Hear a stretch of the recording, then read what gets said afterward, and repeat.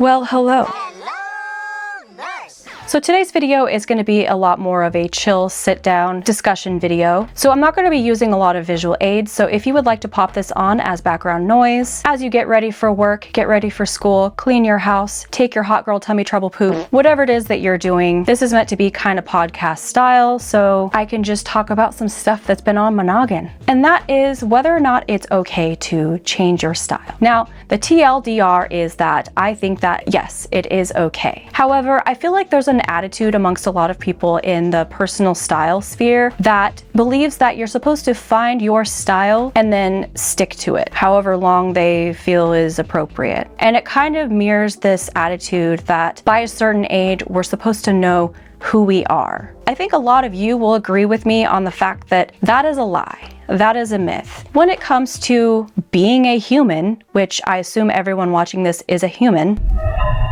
we are constantly learning and growing as people, and sometimes that is reflective of how we express ourselves on the outside. When it comes to fashion, for me, it's more than just the clothes that I wear. It's also a way that I can express my creativity, my individuality, as well as my personal growth. It is a creative medium. Now, some people don't view clothes that way. They're just the clothes that they use to cover up their body. It is a practical means to keep them safe from the elements. But for a lot of us creative folks, for a lot of us neurospicy folks, it's a little bit of both. So with that being said, when we do change over time, so does our style. And this is something that I've witnessed with myself over the years. If you've been watching my channel for any amount of time, you might have seen this slow shift. When I first started, I was kind of on my tail end of my vintage retro meets cottagecore phase, and I kind of leaned more into the cottagecore, which kind of went more into coquette and grandma core. And certainly those elements are still present in my style, but lately I've adopted a little bit more of a dark and whimsy-gothic boho element to my style, and it isn't completely on that spectrum. There's just elements of those things. Over time, I've kind of dabbled in different aesthetics and kind of mixed and matched different things that I like about them and slowly started implementing them into my style, so that I can't really say I am one specific aesthetic, but I feel like my style portrays a lot of different aesthetics in one, which I feel like is a good skill to have. I know a lot of people tell me that they have like 5 different styles or 5 different aesthetics, and it's really hard for them to know which to dress for. And I could totally feel that. I still sometimes struggle with that myself, but I feel like I'm in a place where I can kind of express all of my different style elements in one outfit. I'm not perfect at it, but I feel like I'm a little bit more confident in that I'm able to do that. But that's something that came with time. It's something that came with experimentation. And when it comes to self-expression and self-discovery, that is how things tend to play out. We move through the world, we see things that we like, that we want to try, we try them out, and if we don't like them, we move on. Or if we do like them, we implement them, whether that's our style or our personality. Not only is life a journey, it's also a buffet. You get to try a little bit of everything, and then the things that you like, you partake more of in, if that makes sense. I think the biggest issue that people have with changing your style is the fact that, of course, changing your style can be very wasteful. Especially if you're buying brand new clothes and you're changing your style every season, if you're partaking in all of the different trends and the trend cycles, especially when the micro trend cycles come and go so quickly nowadays. So those critiques are very valid. However, what I'm talking about here isn't so much changing your style every time a new trend drops, a new core drops on the TikTok. I'm talking about a slow shift from one end of the spectrum to the other over the course of years. Now, there are certainly people who completely change out their wardrobe every season or every year. They are a completely different person from one year to the next, and you can't really see the line of progression. It's just a hard shift. Like maybe one day they're super sweet coquette ballerina style, and then the next they're sporty geometric color blocking. Obviously, when you're changing your style every season, that is where the issue comes in, because that's what the fashion industry wants us to do as they continue to make more and more clothes that we do not need. They want you to keep consuming, they want you to keep buying, they want you to get rid of your old clothes so that you buy more. So because of that, a lot of people have developed a negative attitude towards ever changing your style, and I am here to advocate for the middle ground. because yes, it is wasteful. Whether you're changing your style abruptly or over time, there is an element of waste. I myself am staring at a huge pile of clothes that I need to sell on Depop or Mercari, but it is down to the individual to figure out a way to shop responsibly, to figure out how to offload the things that no longer serve them responsibly, and also to try to get things in a way that is less wasteful. For instance, thrifting, buying secondhand, and thrift flipping maybe old pieces from their wardrobe or things that they find at thrift stores, yard sales, rummage sales, etc. There is still an element of wastefulness when it comes to thrifting, because when I was still discovering myself and discovering my style, I did tend to buy a lot more stuff,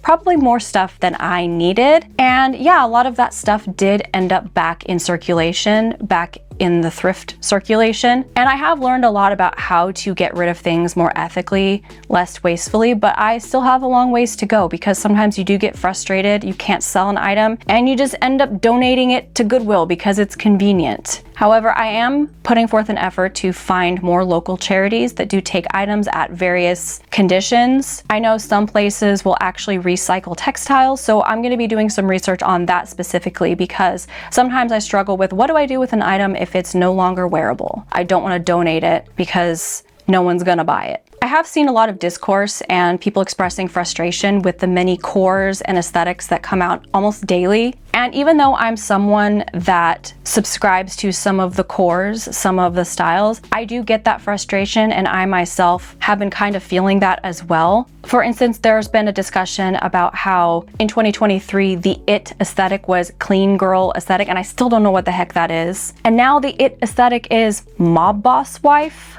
I'm very confused. I personally use the labels like whimsigoth and cottagecore in order to describe the styles that I'm leaning towards, so that it's easier for me to look up inspiration for those styles that I'm gravitating towards. But I do think that it's pretty unnecessary to be coming up with new labels for things that already exist, especially when someone else started the trend years ago. For instance, clean girl aesthetic apparently does take some elements of inspiration from Latina culture. For instance, the slick back pony, the hoop earrings, the brown lip liner and lipstick. Basically what it boils down to is appropriating someone else's culture, whitewashing it and slapping a new name on it for a new TikTok aesthetic. I'm definitely not qualified to talk about this, but I thought it was definitely something I should note. And I didn't really think I articulated this that well in my original take, so I thought I would just add this note. Also, real quick, I wanted to show you guys this TikTok that I think hilariously parodies the whole new core aesthetic every other day thing. So enjoy. Say goodbye to eclectic grandpa. TikTok's newest aesthetic is bewildered mailman. Dark academia is out, evil denim is in. In 2024, we're serving normcore Pagliacci. Ditch the puffer and grab a hazmat suit. We're doing Chernobyl cousin winter. The latest aesthetic is equestrian poo-poo, and the girls are going absolutely poo-poo over it. How to nail the sneaky little court jester aesthetic dominating your FYP. Link in our bio for the best stupid little bells. Sorry, I'm getting comfy.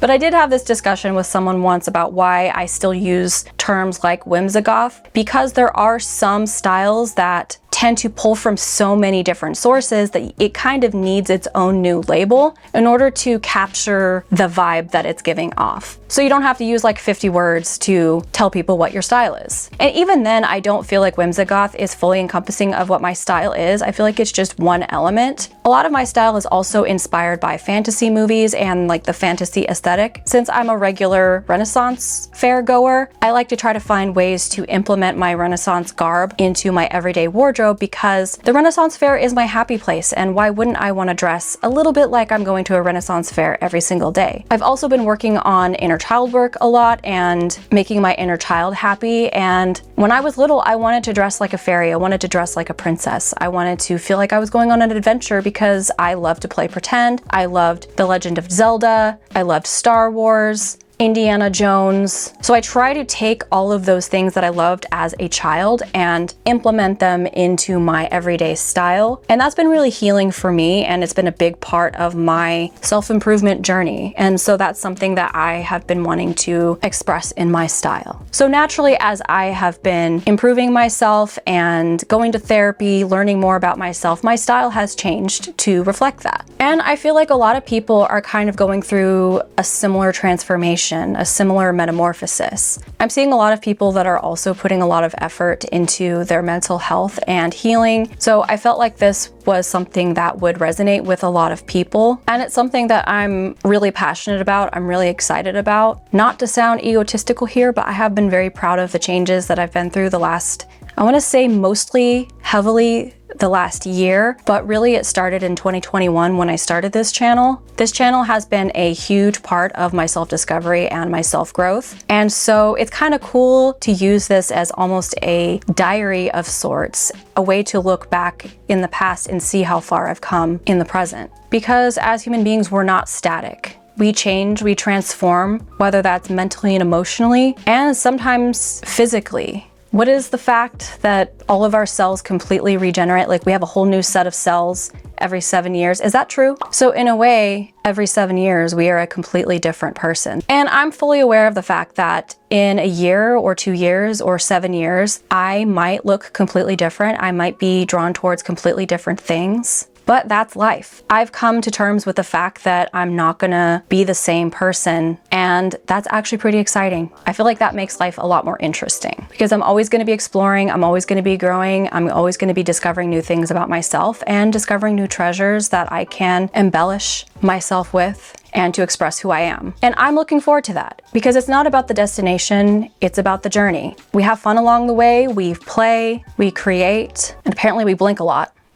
So yeah, I for one am really excited for 2024. I just got through filming a different video about the things that I'm excited to wear in 2024, all of my different style inspirations. So if you haven't watched that video yet, I will link that down below. And if you want to see any of my other style videos that I've made, I will also link those down below in the description. A lot of the videos that I made in the latter part of 2023 really captured the style that has been making me excited and inspired to get dressed every day. So if that's something that you think you'd like, definitely check that out. Definitely give me a subscribe and definitely like this video. I really appreciate it. And let me know down below your thoughts about this subject because I think it's really interesting, especially when you come at it from an angle of self-expression and self-improvement rather than just clothes. Because it can definitely get really shallow, it can get superficial, but if you take a step back and actually analyze it, it's actually a pretty interesting subject. So I definitely want to know what you guys have to say about that. And I always appreciate you guys coming along with me on my journey. And whenever I turn on my camera, I feel like I'm talking to all of my friends, and that's how I see you guys. I don't see you guys as just subscribers and viewers, but I see you as my friends. So yeah, I think that's all I have to say about the subject. Let's have some fun this year, I guess. So I guess I'll see you guys in the next one. Bye-bye.